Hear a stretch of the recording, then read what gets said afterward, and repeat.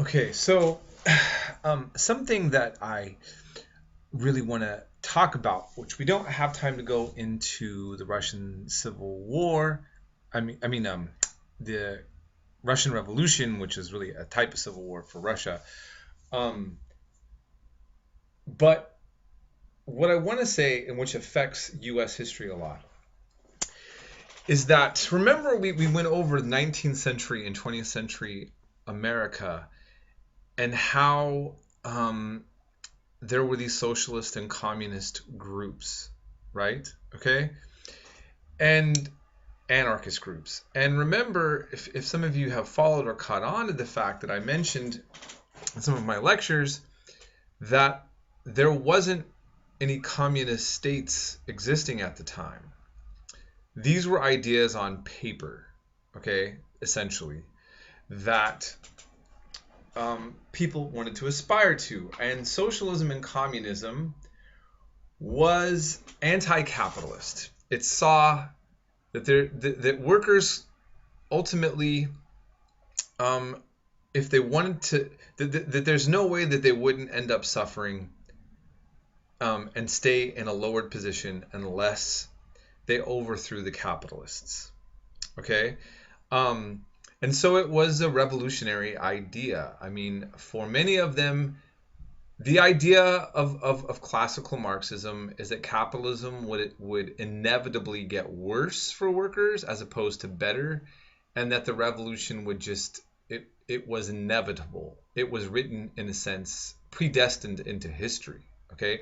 Because Karl Marx's communism was also a theory of history. I just want to kind of say on a side note really quick that many professors are accused of being communists. And I want to point out something really quick. Karl Marx, who is one of the main founders of a branch of communism that we associate with all communism. Okay, Karl Marx, which is also called Marxism. Okay, he had a theory of history, economics, and of revolution. Now, his theory of history was that he looked at economic reasons for why cultures acted in the way that they did. Okay, he looked for economic factors. So in other words, like, if you look at a war, you can say, oh, it's people fighting over religion. But a Marxist would say, but is it something else? Does it happen to be that newly discovered oil fields would happen in one country and the politicians wanted an excuse to invade so they could get the oil, which that wouldn't work. So religion would be the thing that they could mobilize the people to get behind. And so, yeah, it'll look like we're fighting over religion, but it's really over oil or something like that. Okay, so the Marxist historian or analyst looks at economic factors as a priority of what's going on in culture. A person can do that, be technically a Marxist historian, and not advocate Marxist revolution or believe in an economic system of communism. Do you follow me? So I had a professor, she was a Republican, basically a Tea Party member, but she was very comfortable with the approaches of Marxist historians as a way to analyze events through economic interpretations as opposed to other factors. You follow me? Okay. Got questions on that? Just ask me later. Now, ultimately, we already saw how anti-labor union capitalists were in America.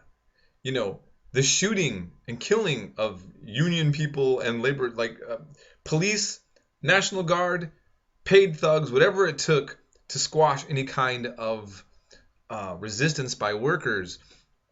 And, the issue of child labor. Remember, all of these things common Americans had to fight against. And it was only by the time that progressives started coming into power and realizing, as remember if Teddy Roosevelt said, I wish the capitalists would understand that some compromise in the economy is what's going to prevent us from having a revolution, right? So that's what, the sympathy towards kind of socialist ideas or for the government to get involved in the economy was actually, for many, a way to prevent a full-on workers' revolution. And when Russia gets involved in World War I, And to everyone's surprise, Karl Marx was not a pro-Russian person. Most Europeans weren't. And Russia was not viewed, any analyst of the time would have not foreseen that Russia would have had a communist revolution. Okay, that the communists wouldn't have rose to power. I mean, the revolution in Russia had several different factors, several different groups of communists, anarchists, nationalists. Like, oh my God, it's a complicated war. But ultimately, it's the communists that rise to power, the Bolsheviks in particular, that followed a particular idea by a guy named Lenin. Okay, now, so you can imagine there's already this major fear of labor militancy and discontent that's happening in the United States. And same thing in Europe. And then Russia actually has a revolution in which a political group of people take power and start overthrowing the capitalists. They start killing the old politicians.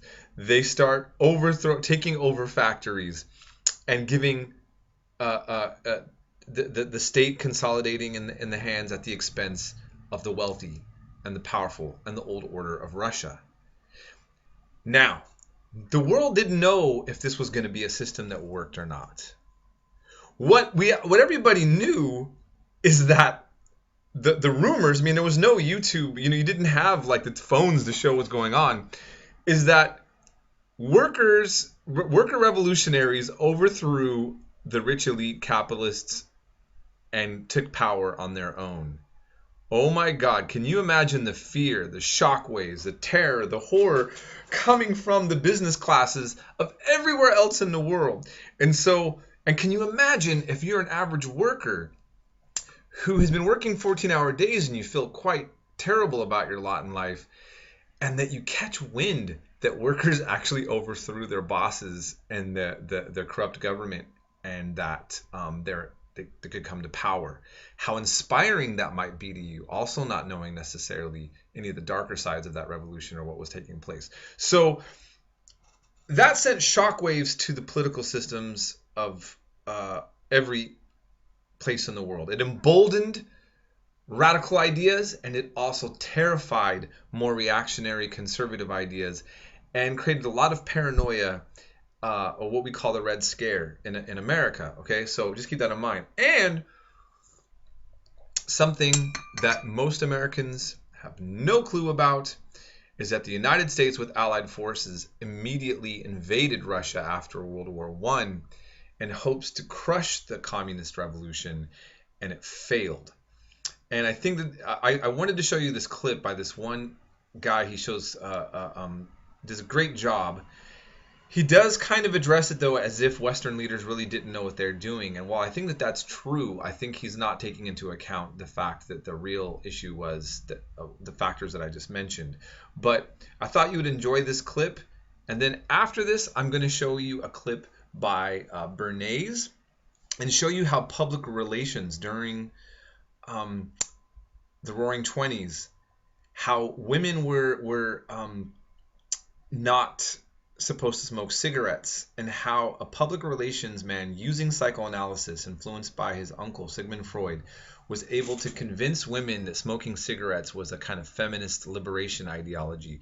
And so I'm just showing you the power that there's interesting factors that shape our culture that we think are from the roots, that we don't always know the kind of hidden hands behind things that create a popular perception.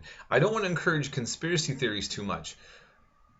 The one difference I have between a conspiracy theory and what I'm telling you is if you can document something that's not commonly known and it was conspiratorial, that can be, I can work with that. When someone says, oh, I have very little evidence for something, and I know that 9/11 was enacted actually by aliens from Mars or something like that, I'll listen to what they have to say. But it's like I'm looking as a historian for a little more solid documentation. Okay, so that's all I have to say about that.